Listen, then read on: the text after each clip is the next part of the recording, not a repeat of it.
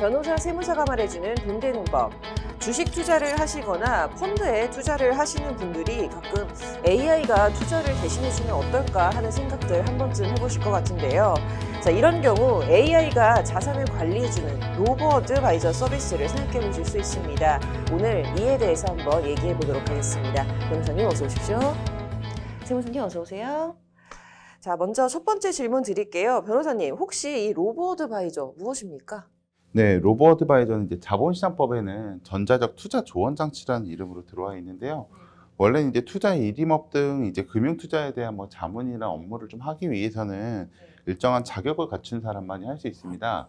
근데 이제 로보어드바이저는 일정한 수준과 좀 검증을 거친 인공지능 알고리즘, 즉 AI가 고객이 자산 보유 현황이랑 나이, 투자 성향 등을 기초로 이 고객한테는 어떻게 자산을 관리해야 하는지 좀 알려주는 그런 서비스입니다. 네. 자, 그럼 AI가 투자를 한다고 하면 좀 더 뭐 정확하고 객관적인 투자가 가능할 것 같기도 한데요. 이렇게 되면은 기존에 이제 투자 자문해주던 서비스 등과 비교를 했을 때 어떤 위험은 없을까요?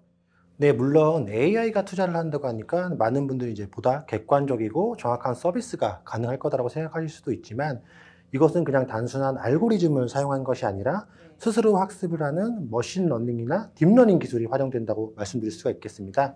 아무래도 이 로봇 어드바이저가 어떻게 이러한 판단을 하는지에 대해서 확인이 어렵다 본 거니까 여기에 대한 문제가 좀 있습니다. 그래서 이러한 부분을 어떻게 규제하느냐가 문제가 되고 있는 부분인데요.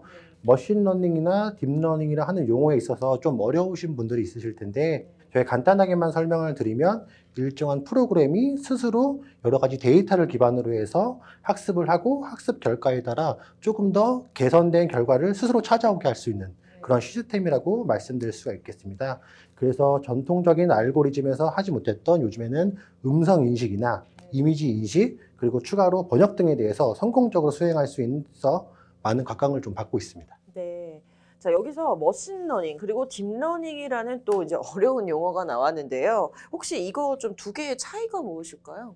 네, 이게 딱 구분하기는 좀 어려울 수 있고 뭐 사용하는 사람이나 기관마다 뭐 약간씩 좀 차이를 두긴 하는데 머신러닝은 데이터와 경험이 증가할수록 이제 성능이 이제 개선되는 알고리즘인 반면 딥러닝은 이제 대량의 데이터를 이렇게 인식을 해서 이 인간의 두뇌 학습 과정을 좀 모방한 신경망 네트워크를 반복적으로 연산해서 성능을 개선하는 프로그램이다. 뭐 이렇게 기술적으로는 좀 구분을 하고 있습니다. 좀 어려우실 텐데요. 조금 거칠지만 좀 직관적으로 설명드리면 머신러닝 학습하는 데이터를 이제 수동으로 이제 사람이 좀 제공해줘야 되는 시스템이고 딥러닝은 이제 데이터를 좀 스스로 학습을 할 수 있는 시스템입니다. 좀 차이가 있습니다. 네, 좀 차이가 있는 것 같은데요. 자, 그러면은 어떨 때 좀 딥러닝이 좋고 어떨 때 머신러닝이 좋고 이거 좀 어떨 때 해당이 될까요? 네, 흔히들 많은 분들이 딥러닝이 보다 이제 개선된 시스템 아니냐고 생각하실 수 있는데 꼭 그런 것만은 아닙니다. 그 딥러닝 사용 전에는 데이터의 종류, 개수, 레이블링 같은 기초적인 자료를 고려를 해야 되는데요. 딥러닝이란 말씀하신 그대로 엄청난 수의 데이터를 스스로 학습하고 더 나은 결과를 찾아가는 시스템이거든요. 그래서 따라서 이제 적은 데이터나 적은 양을 가지고 딥러닝을 하신다고 한다면 오히려 좀 더 좋지 않은 비효율적인 결과를 좀 가져오실 수가 있으실 거고요. 또한 이것들과 관련해서 그 CPU라고 하는 장비의 성능도 우수해야 되거든요. 그 수많은 양의 데이터를 활용하기 위해서는 뛰어난 장치가 또 필요하다고 말씀드릴 수가 있겠습니다. 그 딥러닝이 구현되는 대표적인 기술에는 자연어 처리 기술이라고 말씀드릴 수가 있겠는데요. 예를 들면 구글 번역기나 팝하고 챗봇 서비스와 같은 걸 말씀을 좀 드릴 수가 있겠고요.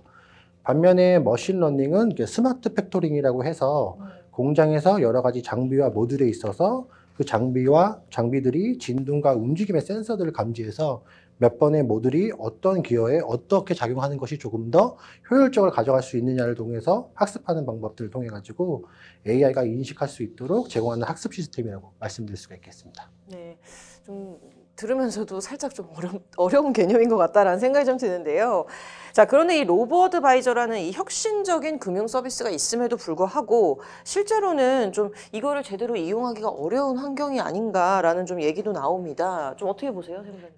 네, 현재 로봇 어드바이저를 통한 자산 관리와 관련해서는 한국에서는 위험 성향과 위험 등급에 따라서 다소 이제 획일적으로 모든 자산 분배를 좌우하는 구조를 가지고 있다 본 거니까 이런 부분들이 좀 개선이 필요하다라는 것들이 많은 분들의 의견인데요.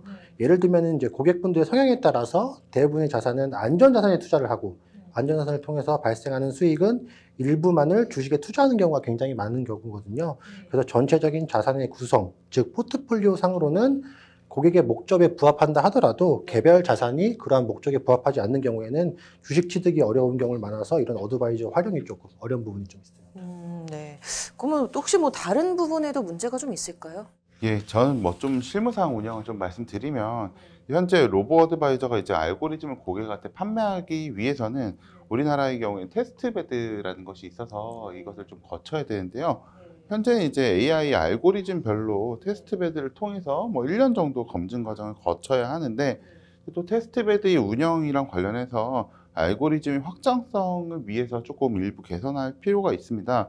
예를 들면 이제 로보 어드바이저 개발업체가 이제 알고리즘 하나를 등록해서 이 테스트베드를 거치고 나면 나중에 또 이제 수정을 한다든지 아니면 새로운 게 또 만들어질 수 있지 않겠습니까?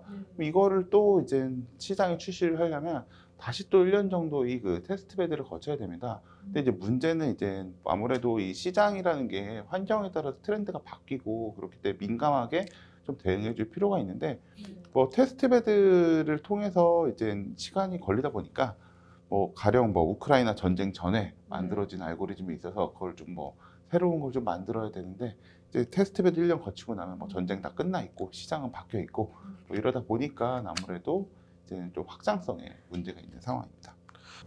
네, 좀 아직 몇 가지 어려움들이 많이 좀 상존하는 것 같은데요.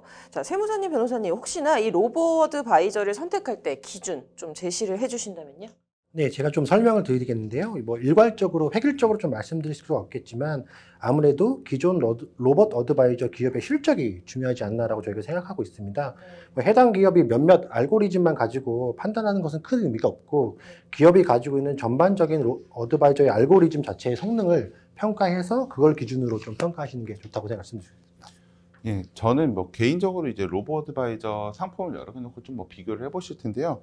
이제 아무래도 뭐 금융과 IT 만남이므로 이제 해당 기업의 인력의 우수성에 따라서 이제 로보 어드바이저의 우수성이 좀 좌우되지 않나 이런 생각을 합니다. 뭐 근데 이제 로보 어드바이저 기업들이 우수성에 대해서는 이제 VC들이 계속 투자를 한다라는 거는 이 기업의 성장성이라든지 아니면 기업 역량에 대해서 나름 뭐 이제 소비자는 좀 평가하기는 어렵지만 이제 심사위원들이 또 들어가서 내부적으로 깊이 또 평가를 해봤으니까 내가 고민하지 말고 다른 이제 그 전문가들이 평가한 것을 내가 좀 참고해가지고 하자. 이렇게 되면 좀 이제 더 편하게 이제 판단을 할 수 있겠죠. VC들이 투자 내역은 이제 더 VC라는 곳에서 또 공개가 되고 있으니까 이를 참고해 보시면 좀 좋을 것 같습니다. 네, 자 오늘 로보 어드바이저에 대해서 얘기를 나눠보았는데요. 다음 주에는 좀 더 유익하고 재미있는 내용으로 찾아뵙도록 하겠습니다. 이번 주 여기까지 하도록 하겠습니다.